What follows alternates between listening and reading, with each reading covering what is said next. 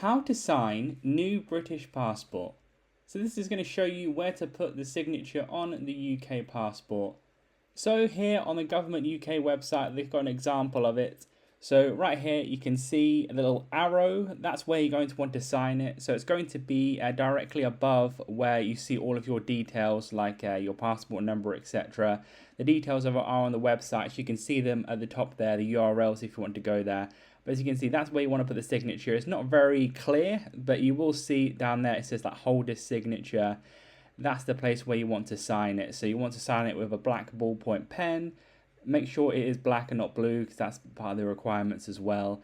But you can see all the details about it here. You want to put it in that little area there, making sure it fits within the line with the black ballpoint pen, and make sure you don't put it anywhere else, otherwise it could be invalid and you will need to make sure you sign it, otherwise you won't be able to use the passport.